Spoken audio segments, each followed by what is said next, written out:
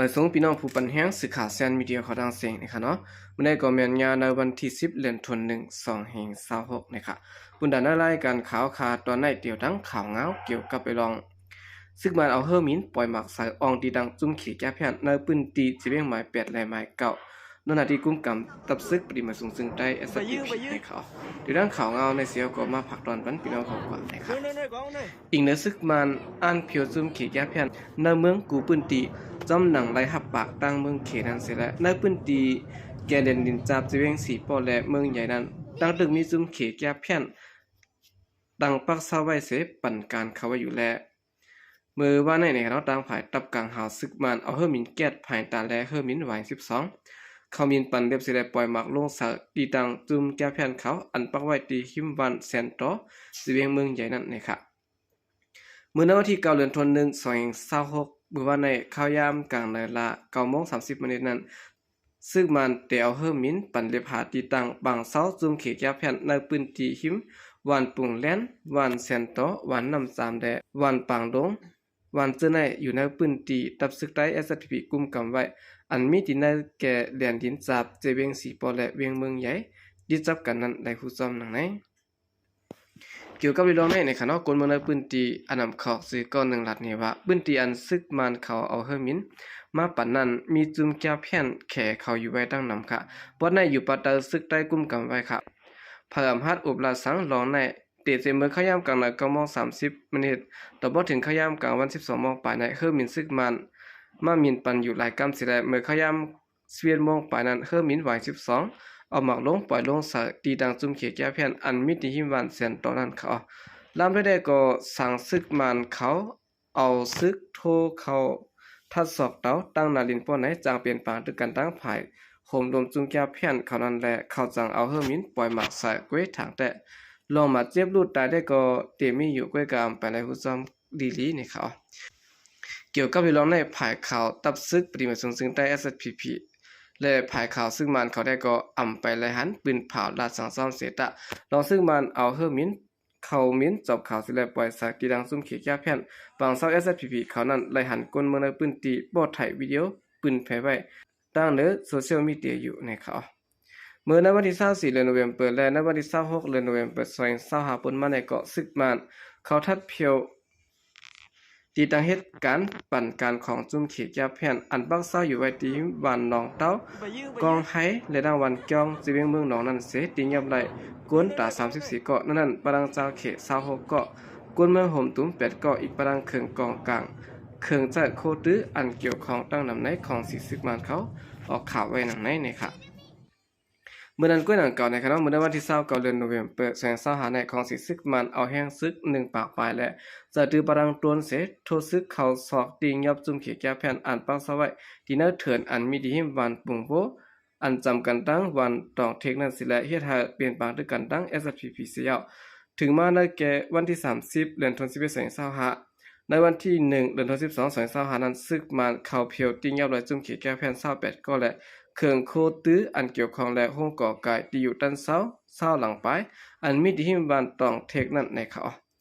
เมื่อในวันที่17 เดือนธันวาคม2025ขย่ำกลางในลามอก9 โมงในค่ะซึกมันเขาแวดล้อมที่ยับเพียวจุ่มเขียแก้แผ่นเจิ้นปันนาการเขาอยู่ไว้ในทุ่งน้ำดันหิมวันเปงซ้ายสิเวงสีเปาะเมืองใต้ปะทองนั้นสิและดียับเลยเจ้าเขหาเกาะก้นเมืองมา1เกาะและก้นซึกปัตไต SPP อันเป้าห่มลมปันนั้น3เกาะโฮมดังเครื่องควรเกี่ยวของจะตื้อในการแก้แผ่นตั้งนำในภายของสีซึกมันเขาหายงานไว้หนังในนะครับโอกาสนี้ก็เป็นข่าวเงาลองอันว่าตั้งภายซึกมันนะครับแล้วส่งเครื่องวินปล่อยหมักสายอองติดตั้งซุ่มเขียแก้แผ่นโดยปืนตีเสียงหมาย8และหมาย9นาทีกุมกำปฏิมาสูงซึ่งใต้ SPP นะครับสุดท้ายเขาขึ้นมาถ่อมด้วยข่าวเงาเกี่ยวกับเรื่องเมืองกัมพูชาในขณะตียับโหนัดซุ่มแก้แผ่นเสียและส่งปันเมืองเขนะครับผู้มักมีอันเกิดตีเมืองเขอันถูกกล่าวแน่ว่ามันเหตุการณ์เกี่ยวข้องซ้ำที่ห้องการเกี่ยวแลนกินเงินในออนไลน์แก้แผ่นอันจะตื้อกวนเจินได้ถูกยาการกล้าขายกวนนั้นสิและมีเจ้าแหลนเงินกวนเมืองในหลวงพระนับโหเหงล้านตัวหลามันนั้นได้ถูกยาตียับตีเมืองกัมพูชาเสียเอาตัวมันส่งอาปันเขในสื่อข่าวเมืองกัมพูชาเขาลัดกว่ามือวันปูดปนมาในหนังในครับ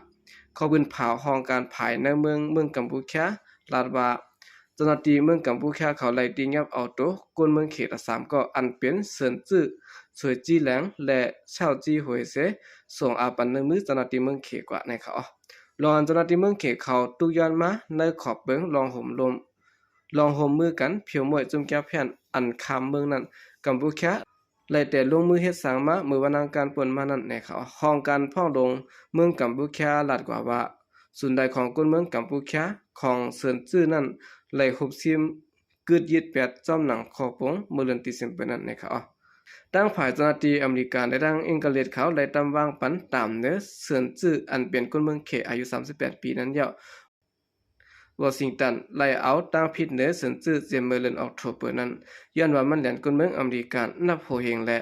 เปลี่ยนผู้จัดการแผนการจุ่มแก้แผนอันสุกยุ่งลงนั้นในเขาตั้งฝ่ายเจ้าหน้าที่อเมริกันเขายึดซิม8โคของเงินตองตา127,000เฮง2ปาก71กาขันเตโตอยู่12 ปียันต่อละจอมหนังกาขันย่ำเดียวนะคะรองอเมริกันเขายึดซิมไรโคของเงินตองเสริญจื่อในเปลี่ยนอันอย่าเหลือเปิ้นในเมืองอเมริกันเสียภายหลังเจ้าหน้าที่ไทยเขาก็ดึกกดทัดด้วยว่าสั่งว่าในรายหลักฐานว่ามันเฮ็ดผิดไหนจองเตจางซิมไรโคของเงินตองของเสริญจื่ออำนั้นขอบันนี้ปิ่นกุ๊บอันอยู่ในเมืองไทยนั้นอยู่ในเขาเซินจื้อในเกิดที่เวียงแผแก้เมื่อปี1987เสร็จแล้วแต่เหตุการณ์ที่คอบันนี้เกมออนไลน์ก่อนหน้ามันติค่ายกว่าอยู่เมืองกัมพูชาเมื่อปี2010นั้นเสียยาวเข้ามาในการค้าขายขึ้นเยอันกึ่งกลางขึ้นเยอะมาไว้นั้นเสียแล้วอันย่อมจุน80เป็นก้นเมืองเขตเมื่อปี2014เสเข้ามาเป็นก้นเมืองกัมพูชากว่าในเขาเอาคันนี้ก็เป็นข่าวเยอะนะเนาะลองอ่านตามเมืองกัมพูชาเขาตีงับโหนาจุ่มเขตแก้แผ่นเสด็จส่งปันเมืองเขตนะครับสืบสวนเขาขึ้นมาถ่อมด้วยข่าวเงาเกี่ยวกับไปลองตับซึกมันนะครับยืมหมากลงตกสาวตั้งปอดผังผายตกผายคุณตึงยานางยิงหมัดเจ็บ1เกาะนะครับสื่อข่าวย่างแรงออกไว้ว่าย้อนว่าตับซึกมันตั้งใจลาลีลามยืมหมากลงก่อตั้งผายตกนองผายคุณเจเวียงผายคุณจึงได้ปอดจันอันติดจับกันตั้งเลียนดินย่างแหลงนั้นสิและเฮ็ดให้จากหมากตึงยานางยิงก้อนหนึ่งไหลมาเจ็บกว่าในคนมันปืนติลาดในหนังในวันที่8เดือนกันยายนในปี2026ในนะครับข่าวยามกลางค่ำ9โมงนั้นตับซึกมันอันปักตะไว้ที่แนวเวียงภายคุณนั้นมีหลองปล่อยหมากลงตา2ลูกกว่าดังน้องภายคุณนั้นนะครับเกี่ยวกับเรื่องในคนมันปืนตีอันนำเขาซื้อก้อนหนึ่งลัดในว่าลูก1กว่าตกตีได้วันในเขาจากหมากในเตื้อตีขาลงลูกอ่อนยิงก้อนหนึ่งค่ะเคลื่อนเย่เขาลูกกว่าใบหาวแห้งในเขาย้อนเปิดหมากตกแตกสายเคลื่อนแดมีหลวนยิงกลเมืองก้อนหนึ่งเลยมาเจ็บเสียมกะเคลื่อนเย่และโดดการลำหนึ่งและลูกไกวกว่านะครับเมื่อนั้นกล้วยหนังเก่ามือในวันที่27เดือนธันวาคม2025นั้นก็ตับซึกมันเอาต้นมีนเข้าปล่อยหมากสักดีหิมเวียงเมืองป้านันสิไลให้ได้กลเมืองเลยมาเจ็บ3ก็นั้นปรังนางยิงก้อนหนึ่งนะครับเอาคันนั้นก็เป็นข่าวเงาเนี่ยเราตั้งฝ่ายตับซึกมันยืมหมากลงตกใส่ดังปอดผังผายตกผายขุนนะครับเตือนยานางยิงก้อนหนึ่งนะครับเอาค่ะกำลังแสดงก่อนยินจมนับยามกุมถึงปีน้องผู้กำแถมปัญหาครางเสียงอยู่ค่ะยินจมนับยามมีน้ำเสียข่าวใจก็เรียกมาส่งค่ะ